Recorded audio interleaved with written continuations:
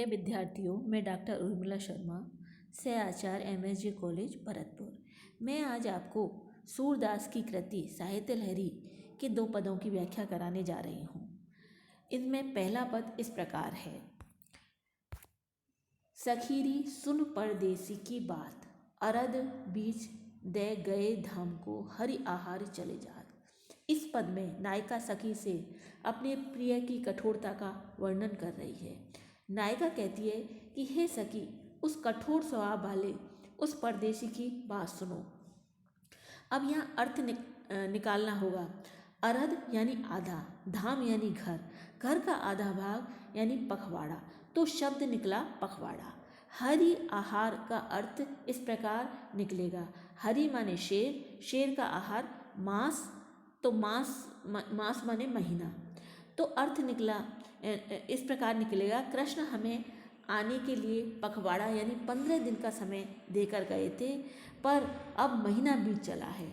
आगे की पंक्तियाँ इस प्रकार हैं। ग्रह नक्षत्र अरु वेद अरद कर को बरजय मुहि खात, रवि पंचक संग गए श्यामगन ताते मन अकलात। कहूँ सहोक्ति कब मिले सूर प्रभु, प्राण रहत न तो जात। इन पंक्तियों में अर्थ इस प्रकार निकलेगा। ग्रह 9 होते हैं, नक्षत्र 27 होते हैं और वेद 4 होते हैं। इन सबको मिलाकर संख्या हुई 40। 40 को आधा कर दो, आया 20। 20 को विष कर देंगे। तो नायिका कह रही है कि अब विष खाने से मुझे कोई नहीं रोक सकता। आगे की पंक्ति में रवि पंचक यानी रवि से 5वां ग्रह बृहस्पति, बृहस्पति का पर्याय जीव भी होता है। तो नायिका कहती है कि मेरा जीव यानी मन तो कृष्ण के साथ चला गया है, इसी से मेरा मन बहुत व्याकुल हो रहा है। नायिका सखी से पूछती है कि हे सखी, सही बात बताओ, कृष्ण मुझसे कब मिलेंगे? उनके मिलने पर ही ये प्राण रहेंगे, अन्यथा चले जाएंगे, अर्थात निकल जाएंगे। इस पद में सहोक्ति अलंकार व पोषित पति का नायिका है। विशेष टिप्पणी। पोषित पति का नायिका जब किसी स्त्री का पति विदेश चला गया हो और अवधि देकर भी ना लौटे, तो ऐसी गृहिणी नायिका को पोषित पति का कहते हैं। सहोक्ति अलंकार, जब 2 कार्य एक साथ होने को हों तब सहोक्ति अलंकार होता है। इसमें सह, संग या साथ जैसे शब्दों का प्रयोग होता है। इस प्रकार मेरी पहली व्याख्या यहीं समाप्त होती है। अब मैं आपको दूसरी व्याख्या कराती हूँ।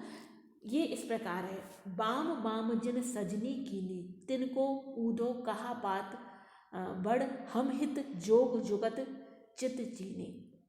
इस पद में गोपियाँ उद्धव से कह रही हैं कि कृष्ण तो टेढ़े अंगों की स्त्री कुब्जा को अपनी पत्नी मानते हैं।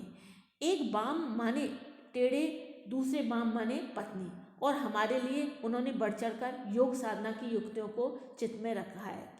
तात्पर्य है कि कृष्ण ने अनजान कुब्जा को तो पत्नी बनाकर भोग का पाठ पढ़ाया है, और हम परिचित सुंदरी गोपियों की विरह वेदना को शांत नहीं करते।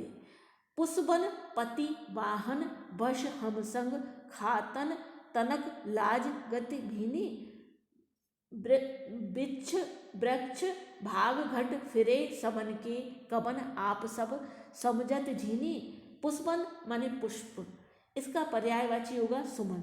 सुमन का एक अर्थ देवता, उसका पति गणेश, गणेश का वाहन चूहा, चूहा का भक्षण दही।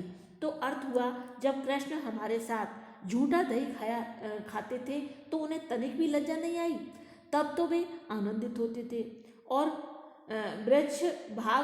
वृक्ष माने स्कंद, स्कंद कंधा, तो जब हमें कंधों पर चढ़ाकर भागते फिरते थे तब क्या उनकी समझ हल्की थी? आगे की पंक्तियां इस प्रकार हैं। भनित अर्थ भूषण उनहि हित की, ना भरत चित चाह नवीनी, सूर कहो जो तुम्हें रुचे, हम जीवन जो न मीन गति हीनी।